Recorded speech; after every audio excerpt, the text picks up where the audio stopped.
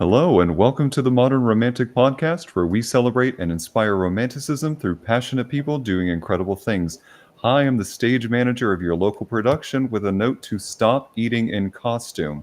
Hi, I'm Trey, and I'm joined by the costume designer who saw you, Rebecca, eating that cookie in costume, Emily. Hi, Emily. That was pretty good. Do you know how hard it is to get chocolate out of rhinestones if it's melted? Like, stop. Or like oil stains, greasy oil stains out of satin. Right? It Right. is Yeah. so hard. We Uh, know. we feel your pain out there. Once again, by the puns, you can probably tell who our guests are tonight. But Emily, would you do us a favor and introduce our fantastic guests tonight? I would love to. We have a duo here tonight.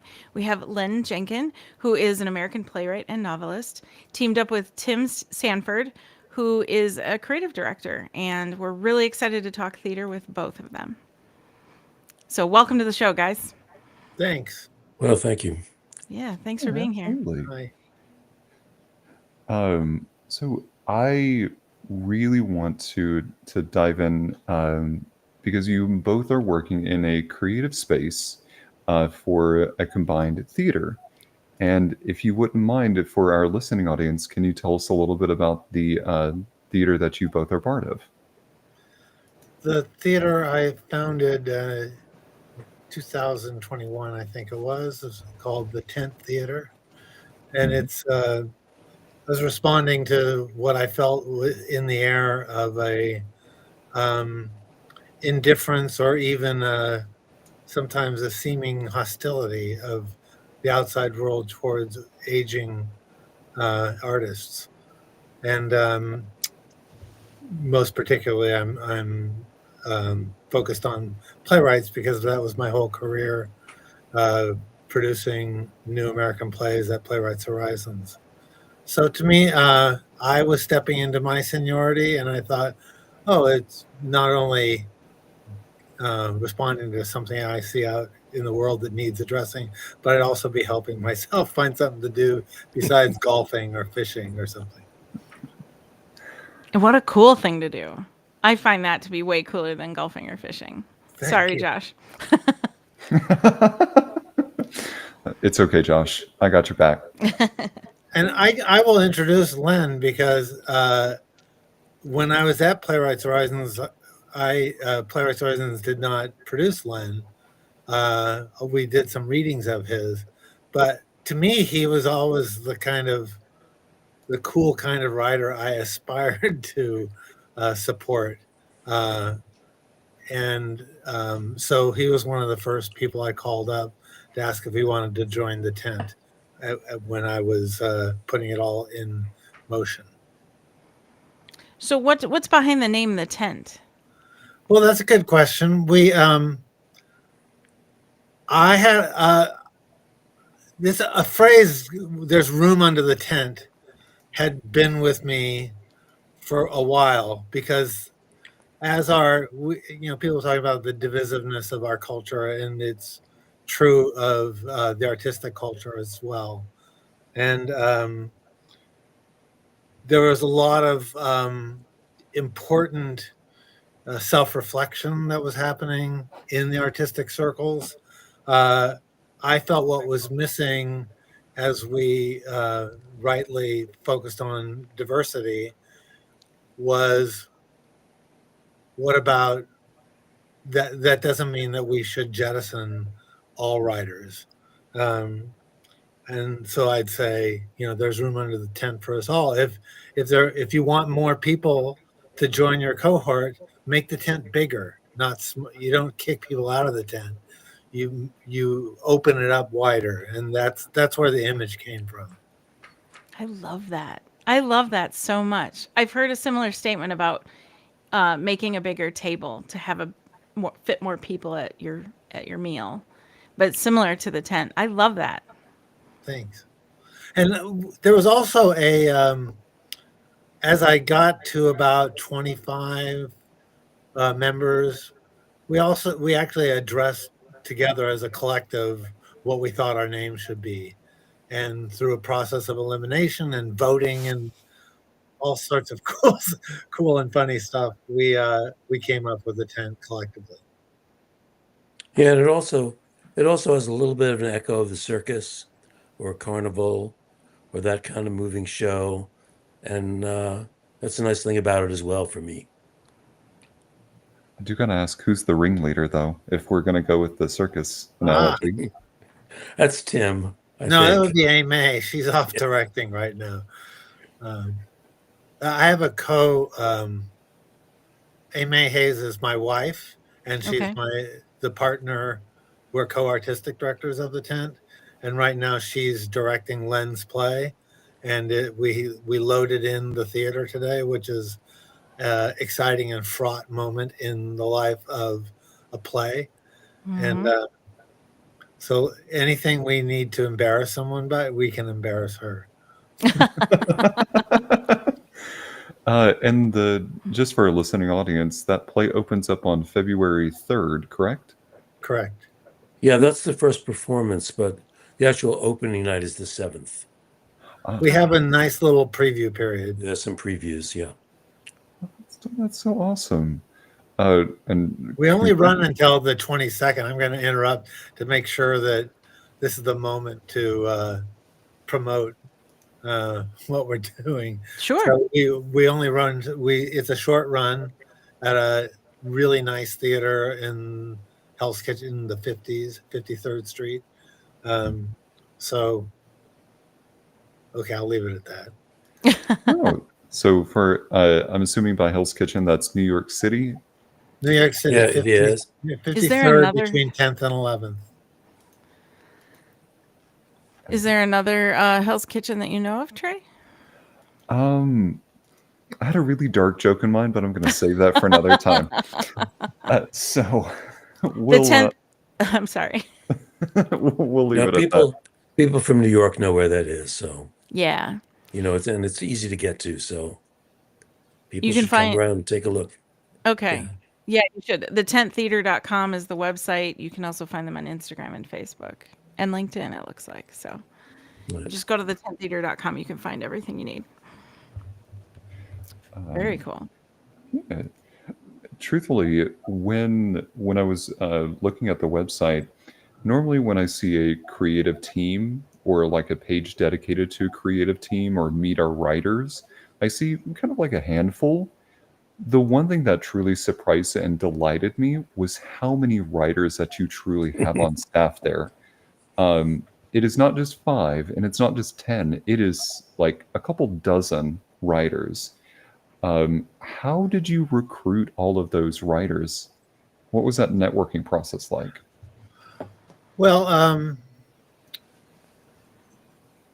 when I first started out to have the tent and was just that, first it just came to me, and then the next thing I know, I thought, oh, that actually sounds like it could be a real thing, and so I had heard anecdotally from friends who are writers or friends of writers that it was an inhospitable atmosphere for a lot of writers. Plays, theaters that had really helped make the career of writers, and most particularly vice versa. Theaters who had gained success on the backs of productions of writers. A lot of writers would feel like their submissions weren't even read. The artistic directors had moved on. They had new people. They just felt kind of lost in the circus. So I started asking them if they thought it could be. Was there a need for it? And overwhelmingly, no one was without a harrowing, unpleasant story. And so I said, what? Let's do something. Mainly what I said to them, I want to create a space where you know that your play is always welcome here. And I guess the answer to how do I recruit people, I was in the new play business, producing plays as an artistic director for 30 years. And so I knew a lot of people, and there even people who I hadn't produced, I was friendly with for one reason or another. So it wasn't hard recruiting because there's a need and there was no one. Well, I shouldn't say there's no one else doing it. Right about the time we formed the tent, I heard about another initiative sponsored by the Foundation of the Dramatists Guild. Uh, Basically an award of recognition towards senior writers, and it was called the Legacy Playwrights Initiative.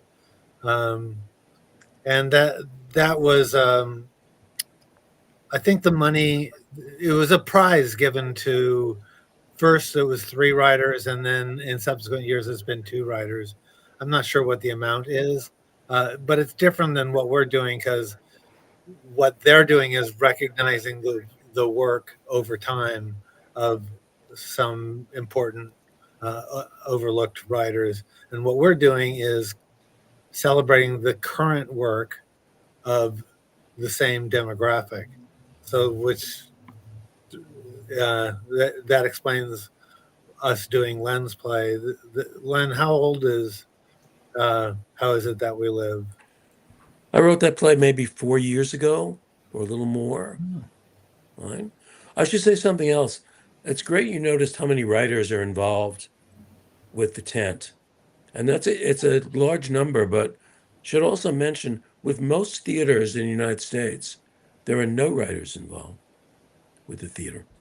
There's no writers who are actively involved in decisions the theater makes, in ideas the theater has. And so this is particularly extraordinary in that way. Because they normally, if I understand the process correctly, they normally purchase the rights to produce a play or a musical or what the theatrical work may be. And then from there, the creative team kind of develops their plan of attack for developing for the stage. Yeah, Am I interpreting that correctly so far? I think so. I'd say so, yeah. Yeah. Well, when you talked about acquiring, very little money exchanges hands here, but we did earn the right to produce Len's play from him, and he gets I don't know how we pay, weekly or maybe. It all goes through, I don't want to get into money details, but Yeah. it's this in this particular case, it's leased by the publisher of it. So Okay. they handle it. And I guess I feel like there are way more than the 50 odd writers that we have now who deserve it, who have the similar story and deserve attention. But we have, in addition to producing a play here and there, we have ongoing programs which are really towards build. I mean, this may sound like a cliche, but it is really, really important, which is building community. Writing plays is that's one reason why I was so desperate to form a company or do something when I left Playwrights Horizons, because it's a community effort, and I miss my friends who are my colleagues and coworkers, and and that impulse came from there. So, but there are more. We got to about 50, and we said, Amy likes to say we're a pilot program. We started about 2 years ago. We said we'd do it for 3 years and then look to see what more needs to happen. We're in a really good place because we're on the cusp of finishing. We're in the middle of that 3rd year, and if we want to extend the benefits, and the benefits are community, but they're also, we have gatherings, we do readings at bookstores. We just did our first of those. We have cold readings and sometimes rehearsed readings, like once a month. So we've done about 22 of those. Nice. Those are really great events when you haven't been in a rehearsal room before, because you collect colleagues, friends who are actors. You come into the room, people haven't seen each other for a long time. I was surprised and delighted that these readings were so embraced by our beloved actors. By the way, I'll say also that at every single reading, an actor would approach me and say, "It is so important that you're doing these readings." The context being, I don't think you all are in the theater business, but one of the things that's happened in the last couple of years is places that specialize in development of plays and playwrights, like the Lark Theater and Mm. the Humana Festival in Kentucky and Sundance, and there are several others. New Dramatist is under threat. It's just hanging on. A lot of these programs have gone away. So the timing is um, important that someone is still keeping development going forward. Sure. Well, Yeah. it's you don't just stop writing; you keep going. And um, I'm a huge fan of Sondheim, and Sondheim continued to develop new works up until his passing. And I think about some other great composers. My background is in music, excuse me. Um, I I think about all these works. You never stop giving your artistic self to your project work. So why not also focus on the most current things? And sometimes you even get better at Yes. it. Sometimes. I think because it's a communal activity, that's where the misunderstanding enters, as if uh, plays are created in one-offs, not as a process of artistic growth and transformation, which Hmm. we would expect of any artist. I a little event in my life that I've shared almost every time I've talked about the tent. Early on, when I was considering the beginning of the tent, I went to a Jasper Johns exhibit, which was at, I think, Museum of Modern Art, or was it the Whitney? I should know, but and at the conclusion of the tour of his life's work, we entered a small room, and there was a mural, uh, probably like 20 by 20, uh, two of them, not murals, real paintings. Uh, and he did them when he was 93 and 91. Wow. Mm. Wow. Uh, and, artists don't stop being artists. No. So that was a real motivator for me. Yeah, I feel like it's about creativity. Like, what are you doing if you're not being creative somehow? We Another felicitous thing that happened recently was a woman who's become uh, our managing director, Eileen Phelan.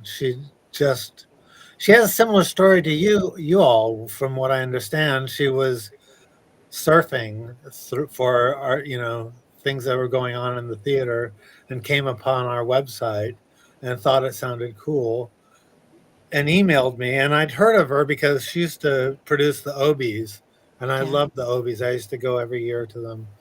Um, and she said, "I'm between jobs, and this sounds really cool. And uh, can I come talk to you? And maybe there's something I can do for you." And one thing led to another, and it was really like a godsend, because Amy and I have been working hard, and we've had some internships that we've sponsored, uh, and we've had these writers groups, and all the different offerings we have. But it's real. There's so much potential for the tent, because I think it's something the whole culture needs to um, respect its elders. To tell you, to put it bluntly. So I feel like we have something we can demonstrate and then share, um, hopefully, and it And for helps to have people yeah, to do it. and for our listeners and viewers who don't know what the OBs are, can you explain? One of you explain that it's their awards, Yeah, right? Well, Len has the OBs. I I guess have I one. could. Yeah. I have a few of them in my back pocket. I guess it began as a creation of this newspaper that's now gone called the Village Voice. Okay. And they began these awards for sort of downtown or what you'd call off Broadway theater, where there were awards for Broadway shows, the Tonys and such. And they established the Obies for smaller theaters to get recognition. And they did it very well because they would throw a big party and it was a big mob scene.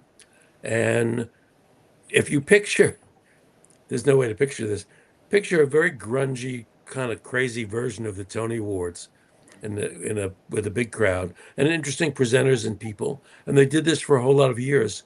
And the newspaper's gone, but the awards somehow continue, I think. Tim, Yeah, correct me if I'm wrong. you're I right. don't know how, because it used to be a creature of this newspaper, but they're still ongoing. And it That's was a wonderful. terrific thing. Yeah, and still is. If you don't mind me asking, what Obies do you have? Or Oh, what God. have you won? Oh, geez, I barely remember. I know I've won through. I won one for directing, which I'm particularly pleased by. That's not the main thing I do. And two plays of mine got Obie Awards. I don't, and this was quite a while ago, and I don't want to dig in my memory for the names, but I won three of them. 2 for writing. Two for And writing and one for directing. Yeah. Yeah, producers don't generally have a category uh, to get OBs under, but plays that I picked and produced got OBs, like 20 or so. And then when I was all washed up, they gave me an OB for lifetime achievement. It's like, the pastor's over there, laddie. Go munch on some grass. Uh, oh, Oh, I, I love the OBs, but the year I got it was the year of the pandemic. oh, And oh, so there was no party. So that's Right. the main, to me, the main fun of an OB would probably be celebrating with your friends and colleagues. yeah. So I was in a garden in New Orleans to give my speech.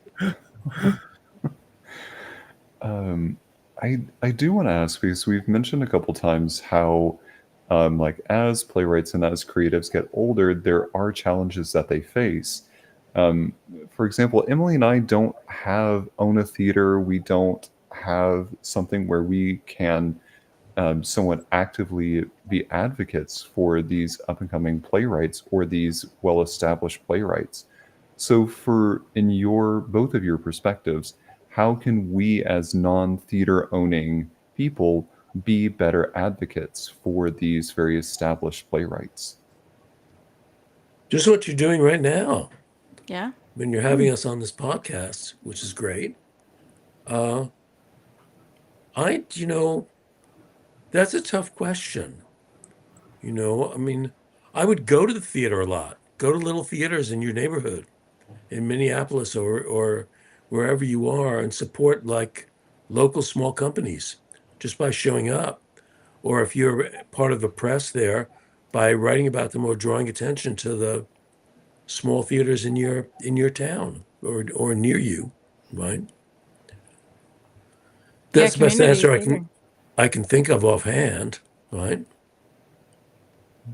There was a period when the community was most imperiled. When the pandemic has shut things down, there was Black Lives Matter came and was considered controversial somehow to some people, but I think the translation of its call, I think, let me make a little cultural observation, which probably I should not speculate, but I felt like the anger that was festering 5 years ago, a lot of it I feel was in competition. Like we were competing with the Trump world to be the most angry, who could be the most angry, and um, I I feel like there was not enough self reflection on our part to lift every voice to um, try to understand each other, Mm-hmm. and See, I've just censored myself. Well, it is kind of like we got mean and contemptuous, and it did feel like that. So I felt like it was important to model another option. And I know what I was going to say. When things were at their most tumultuous, I'd say there was even pushback against the audience and blaming the audience for the troubles people were having in securing an audience. And I think a lot of those folks are seniors as well. And I was at Playwrights Horizons when it was a subscription. No one really does subscriptions too much anymore, which is a shame because they're one way to ensure that you have audiences at every phase of your uh, marketing efforts. But I feel like doing plays and celebrating artists that have a universal appeal is an important part of this effort. I would say that. So, supporting local theaters, going to the theater often, making sure that Yeah. we're celebrating a multitude of creatives. Um, I'm going to be honest. My knowledge of like playwrights and um, I'm losing my words, so excuse me. But my knowledge of like the very intricate nature of theater is very small. So, do you have any suggestions of how to build that better knowledge of playwrights or better knowledge of people who are creating these theatrical works? Well, again, again, I'd sort of repeat what I said. If wherever you are locally, there's going to be some small theater companies around, and to Hmm. go see them and take an interest in their work, and if you can, to be a part of their board of directors or their supporters in some way. Theater's a funny thing, it's not reproducible in the same way as a pop song or a movie, where you can make 50 billion copies and broadcast it 40,000 ways. And the audiences are in the millions and millions and millions of people. And everyone in China can see it as well. It's a different sort of beast. And I like to flatter myself in that I work in it, and Tim works in it, that it's because of that very smallness is the wrong word. Ephemeral is the right word. It fades away into the mist. It's gone when it's gone. And that makes it more precious in a way. And experiences that can be had in the theater, when the theater's at its best, there's nothing that we can really come up to it, I don't think, when it's good. It's when it's good, it's very, very good. Yes. When And I would try to get to know my audience, or when the next level up, when they became supporters or patrons, and I would ask them, when did you first uh, get drawn to the work of Playwrights Horizons? They would almost always name a play, and was never the play that went on to get the Tony or Pulitzer Prize. Um, it was usually a play that I dare say, if I gave off examples of 5 of them, you would never have heard of any of these writers. And that's or the play that someone would see and say, thank God for the subscription, because I go because I have the ticket, and I know I wouldn't have come to see this play otherwise. And now it's a play that, while Len is right, theater is ephemeral. It also gets stuck inside of people, yeah, particularly the actors who are doing. They have to absorb so much, and what happens to all that good stuff, ingesting the souls of other artists. It goes on, it lives on inside. You It, can it's see really I have true. a romantic streak This is a side thing. I sometimes think the actors are the only ones who who really have the experience of what I've done, right? Mm. They actually have to memorize the damn thing, right? Well, it goes by the audience once. And I've known there's a very wonderful actor who died recently was also a friend of mine named Mark Margolis. I'll mention him. He was also on Breaking Bad and did some more high-profile things. But he's a great stage actor. And he was in a play of mine many, many years ago, 30 years ago. He could recite the entire speeches of it to me 30 years afterwards Wow. that he done. Wow. Yeah. Yeah. Mark was in a play by Marlena Meyer called Moe's Lucky Seven, probably 30 years ago. Yeah, this was a Wow. play. This was a play of mine called My Uncle Sam, where he played the lead, and he really still knew it after all that time. So That's incredible. Actors are amazing. There's an actor named Harris Yulin who's very close to a writer named Steve Tessage, who won an Academy Award for Breaking Away, but I don't think he won any Tonys. But he was trying to figure out his play, and we were in previews, and overnight he wrote a 1.5-page monologue, gave it to Harris, who 4 hours later was on stage off book of that really, really long monologue. They're just extraordinary people, actors. I really love them. Kind of along those lines, from both of your perspectives, you take awe in the actors. I'm going to take awe and take it a step further and give awe to the creative team that's behind the actors, because they don't always get the recognition from the audience. What they see are just the actors. But even with that, they're being supported by the work that's underneath them.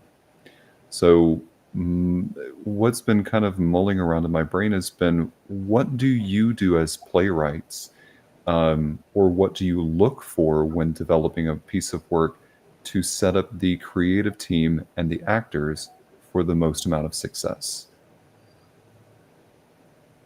Well, one thing we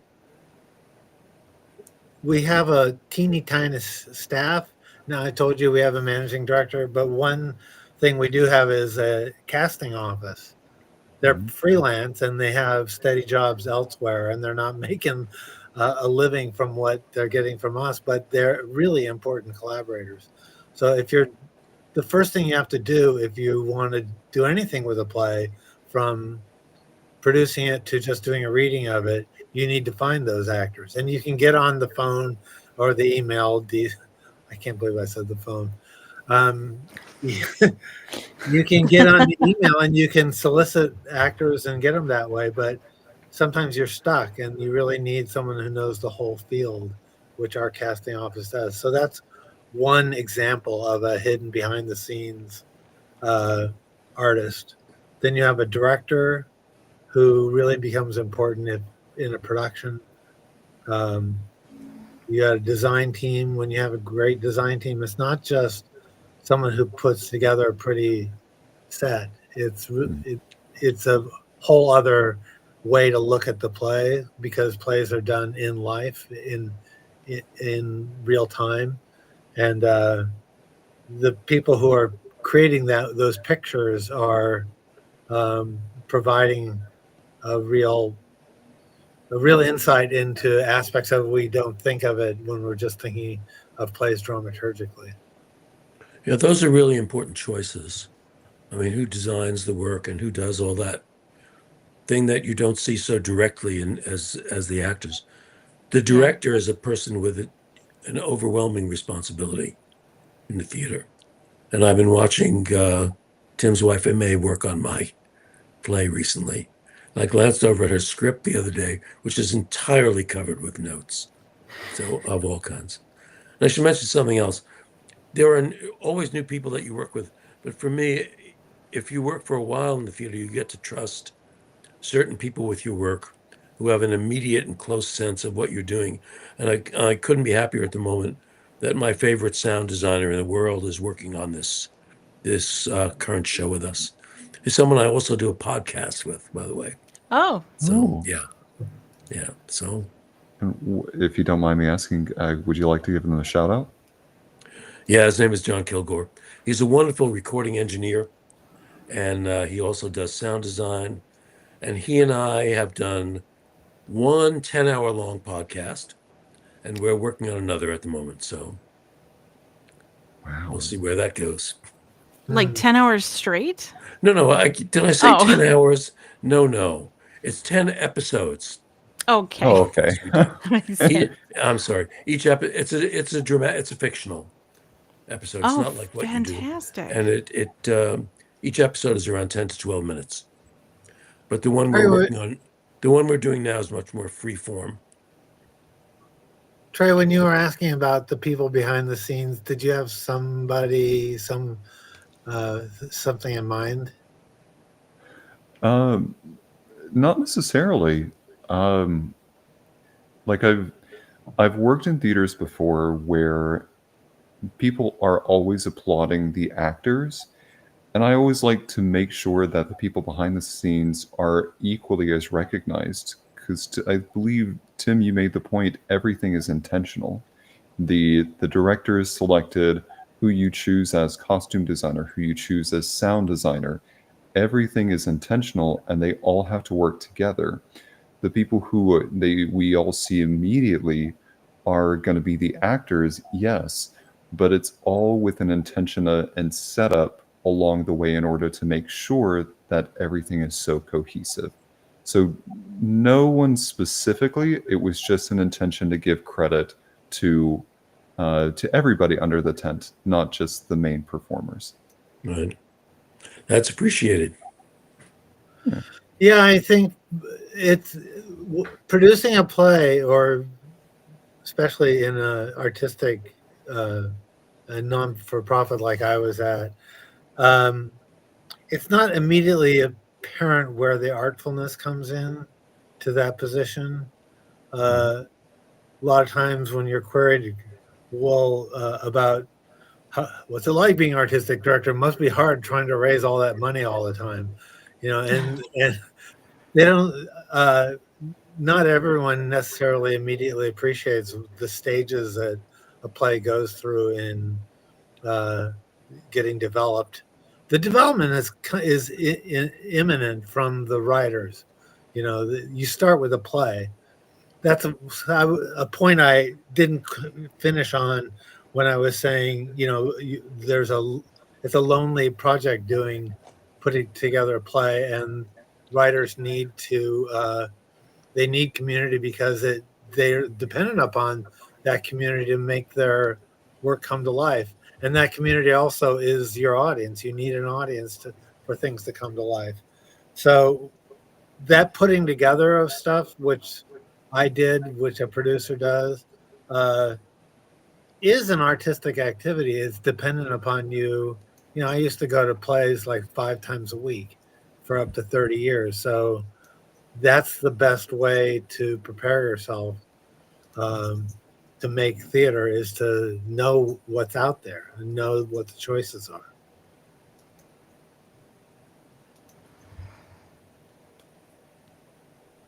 Sorry, Emily, Trey. we did the always same do thing. this. I think he's going to ask the next question, so I should give him that space, and then he does the same thing for me. And here we are, in an awkward silence. I'm just going to hold space for my holding space for your space. Oh, thanks. You got to say something, or I'll feel it was my the ponderousness of my last sentiment. Oh, yeah, you're right. Not the thunderous silence. Well, I mean, the other thing that I want to kind of go back to, and Len, I'm directing this to you. As a playwright, what are some of the considerations that you have when crafting a play? Where do you strike the balance between too much directing while writing versus too freeform and anarchy? Oh, that's not such an easy question. The directing while writing, I think if you do playwriting for a while, you learn to do less and less of this on the page, right?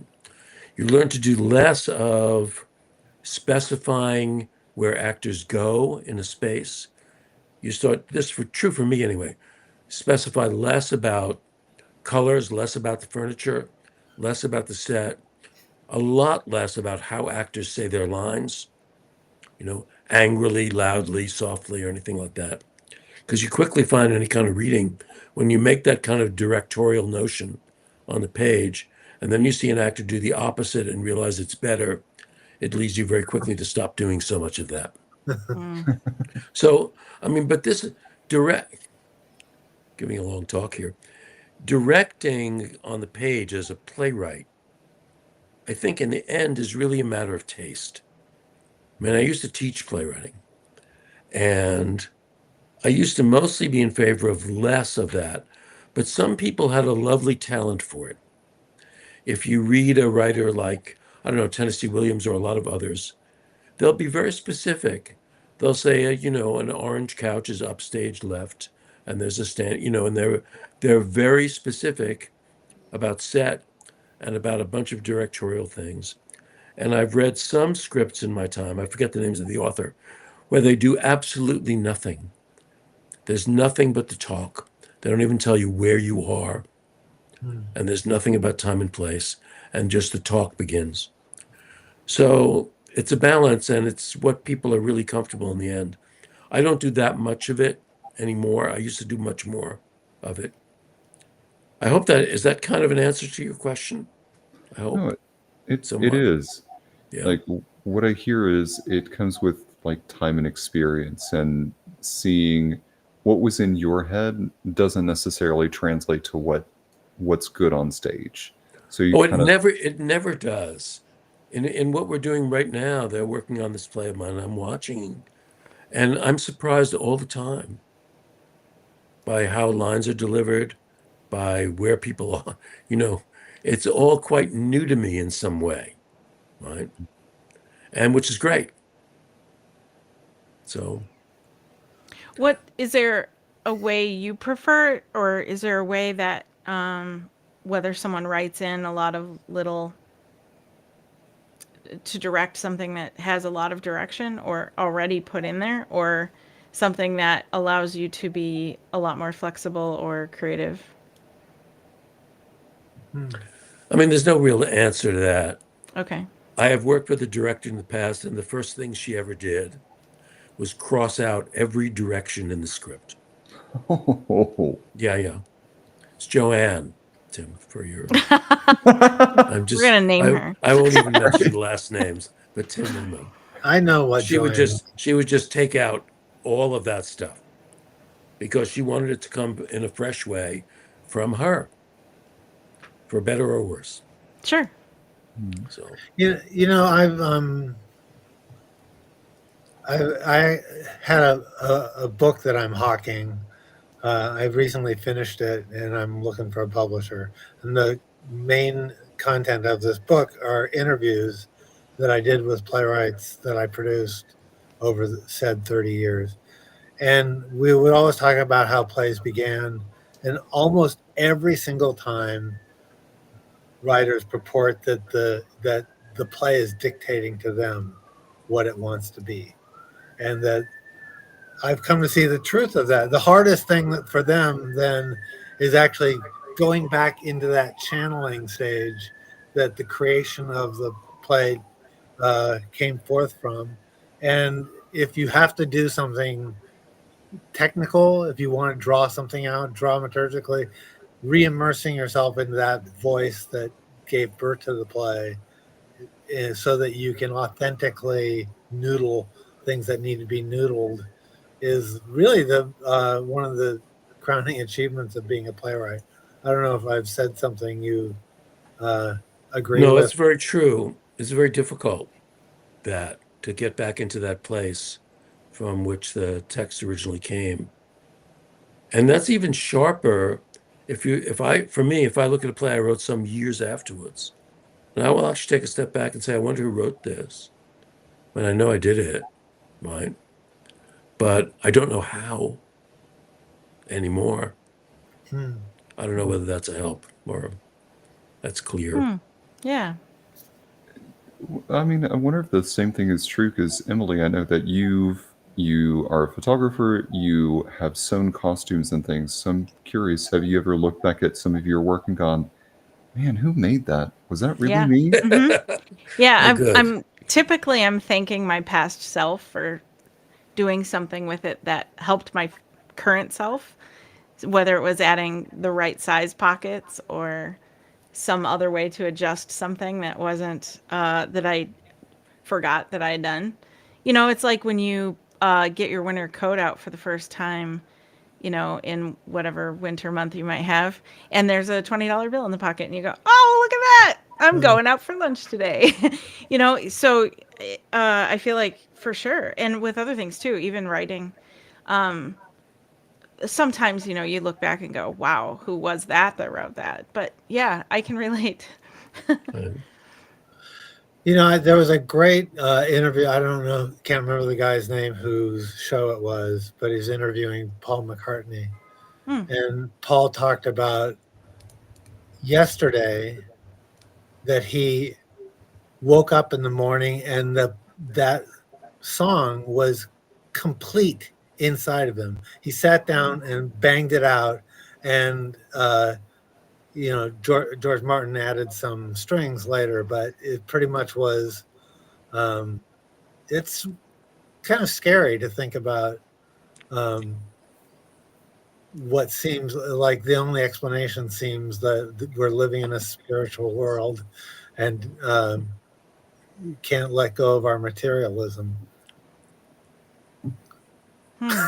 Top that. I've left them speechless again. Well, I was thinking about adding on Good. to it too, but like, you know, if we weren't growing and if we weren't changing with the times and with our, you know, with that open mind of doing better and creating differently and growing, then we wouldn't be able to look back at these old works of ours and say things like, who wrote that?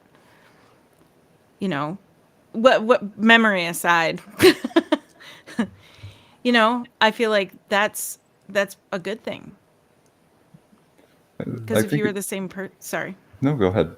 it just we're not the same people as we were. No, And and hooray. yeah, I don't want to see work from my 22-year-old self anymore. I would much rather see the current work. And I think it's because you don't want to live inside an echo chamber forever, because that you never get better, you never see a different perspective. So if you aren't challenging yourself with other external stimuli, then you're never really going to grow artistically or much emotionally. Yeah, I think that's where a community like the tent is important as well. To come full circle. Yeah.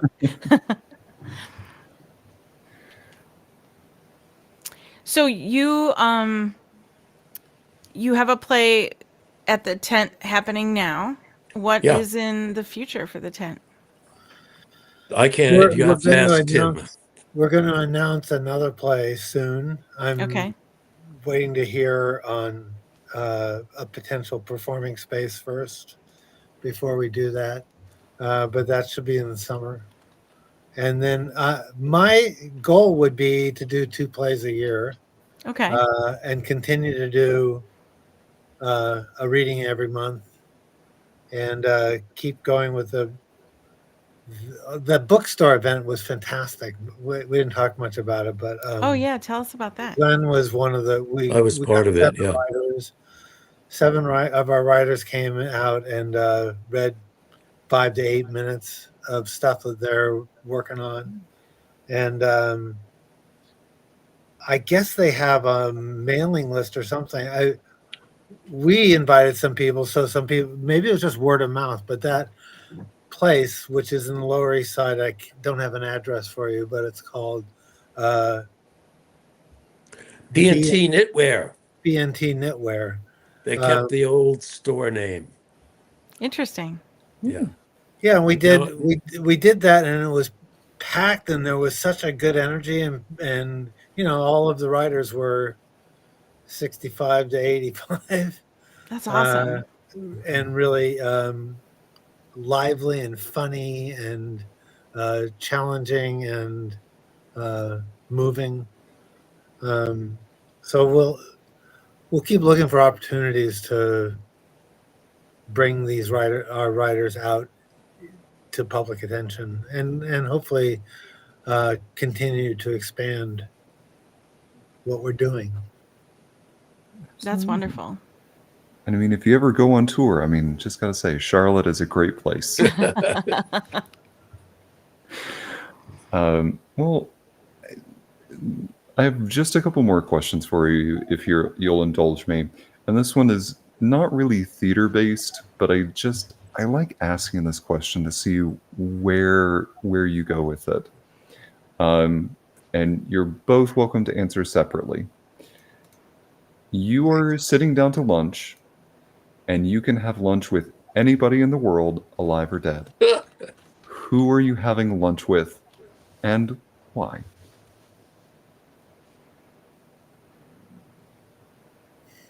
All right, I'll answer the question in a funny way. Okay. My answer would be the playwright Samuel Beckett, and I'll tell you why. Years ago, I was in Paris, and a friend of mine was there, a wonderful actor who was a friend of the playwright Beckett. And he said, "I'm going to see Sam. Would you like to come along?" And so I had this opportunity to meet an amazing, wonderful writer that I had a lot of respect for and interest in. Only I was with my daughter at the time, and she was young, and she said, "I want to go shopping. I want to go to the vintage stores." And I made a choice to go to the vintage stores with her, and I never got to meet him. So your phantom lunch would be a good place to do that. There's my little story. Wow. It's true. Yeah, I believe it. I believed it was. Wow. That is a That's great incredible. answer. Yeah. Sorry, Trey. Very good. Tim, what about you? Well, your question reminded me of a story my youngest son told me when he was interviewing to go to he's in the public school system in New York City, and they have magnet programs. So the place, and someone's hot, someone's cold. The place that everyone was hot, that was most competitive to get into, I think was up near Fordham. I can't remember exactly where it was, but he was interviewed by a couple of teachers and a couple of students, and one of the students asked that question, and the person he was with said, "I know it sounds corny, but my family, because they've been so much to me." And my son said, "Charles Manson."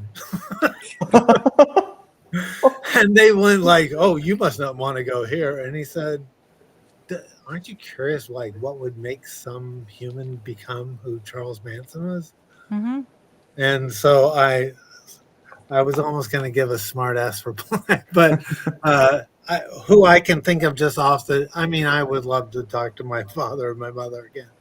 But one of the people, a growingly dear friend of mine, is Craig Lucas, who is a writer I've produced many times. He's got the most lively encyclopedic mind. I mean, he can jump to anything. He's read everything.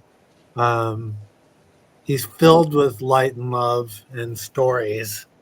So just it's a little bit like when I was driving with my kids and they say, "What's your favorite Beatles album?" And I'd say, don't do such a thing. You can't. That is hard. It is a tough question. So Yeah. that's my answer to you. Take it or leave it. I will take it. Great answer. Have you ever answered that question, Trey, for yourself? I've had differing answers throughout the years. Okay. I couldn't remember if we'd ever done that to each other on the show. No, but we should answer that at some point. Maybe We'll save that for a special occasion. for a particularly evil episode, we will ask each other the same questions we ask our guests. And put ourselves on the spot like we do when we're not expecting it. Right. We'll ask all the hard ones. I That'll think be great. I think these are the moments from which your fan base was made. Probably, possibly. Yeah, or it's the times when Emily would give me a lot of dirty looks when I admitted that I hadn't seen the Lord of the Rings films. Yeah. That more lore. Or read the books, or Or read the yeah. books. Okay, yeah, we won't drudge that up. But last question for you. With people who are either becoming playwrights, looking to get into playwriting, or Trey, your Yeah. mic did the thing. We didn't hear it. Oop, Or I okay. didn't hear it anyway. Yeah. I didn't either. Okay. One moment. It just went muffled when you started the question. So if you just started over, you're good. Yeah.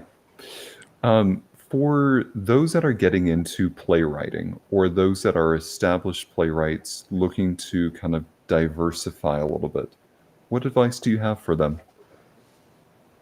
What did you mean by the diversify?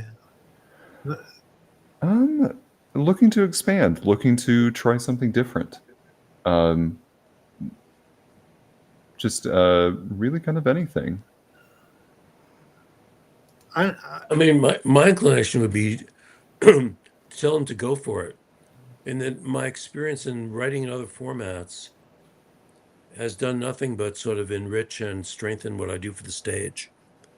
So I would encourage people to write fiction or to write poems or to write for television or novels or any other format, and let whatever juice comes to them from that feed into the playwriting as well. I mean, in my case, I think that's been really useful, you know. So I think it's a good I idea. agree. I mean, I'm not the artist, but there are several. Len has written novels. Several of the people who were at that P&T Knitwear event had novels as well. I think. But on the other, conversely, I also think that playwriting is something you should do if you have a calling. You shouldn't it's not a strategy to make it in Hollywood or anything. It's like a really, really hard thing to do that takes a long time to master, or not even to master, to wrestle with, to even be on even footing with it. So respect that. Respect those unconscious impulses, creative impulses, I'd say. So I agree with Lynn.